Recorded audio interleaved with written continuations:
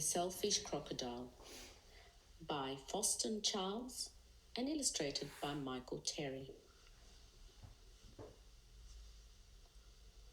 Deep in the forest, in the river, lived a large crocodile. He was a very selfish crocodile.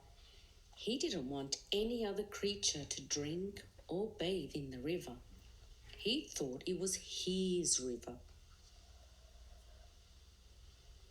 Every day he shouted to the creatures of the forest, "Stay away from my river. It's my river. If you come in my river, I'll eat you all."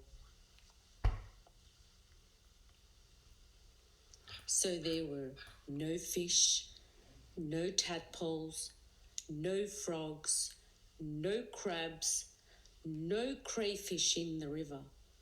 All were afraid of the selfish crocodile. The forest creatures kept away from the river as well.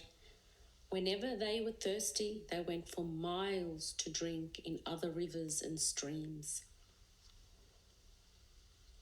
Every day the crocodile lay on his great big back in the sun, picking his big sharp teeth with a stick.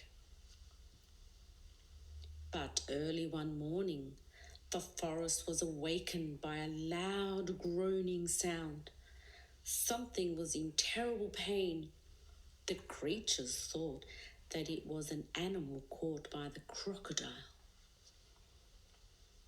But as the sun came out brightly, they saw that it was the crocodile who was in pain.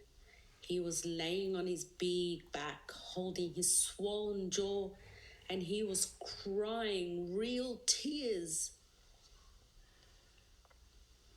The creatures drew closer, but not too close. Some of the creatures felt sorry for the crocodile.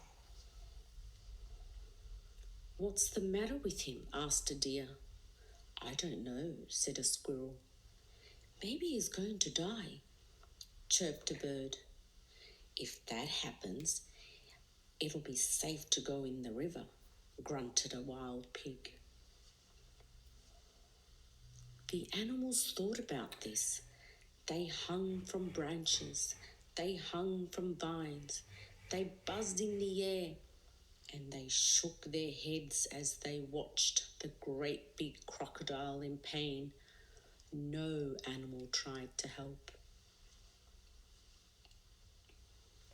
Suddenly, a little mouse appeared, sniffing the air. He ran along the crocodile's tail, then onto his tummy. The other creatures stared. "Look at that mouse," chattered a monkey. "He's either very brave or mad."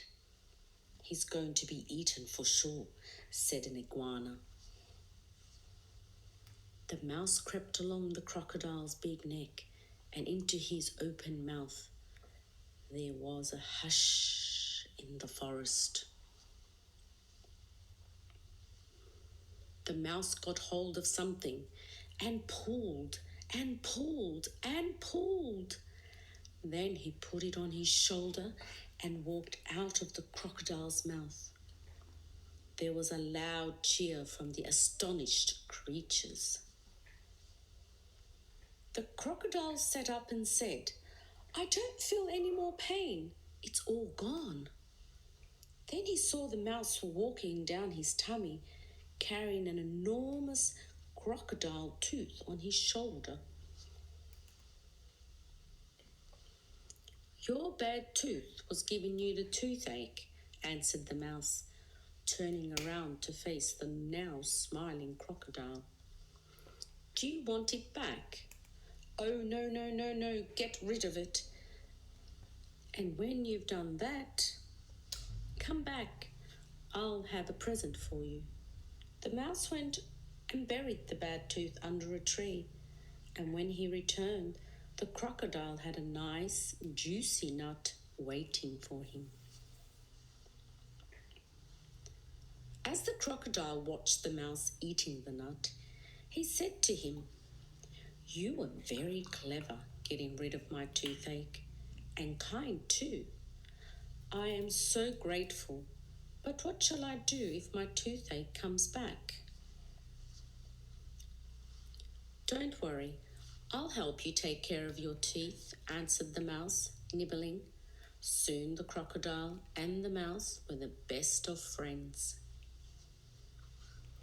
And one day the crocodile sent all the animals an invitation. Please come to drink and bathe in the river. I won't hurt you. The river belongs to us all, he said. The creatures weren't afraid to drink and bathe in the river any more. Although the crocodile was sometimes snappy, they grew to love him, and soon the river was full of fish and tadpoles and crabs and crayfish. Press the button below to subscribe, like, and share. I hope you've enjoyed it. See you next time.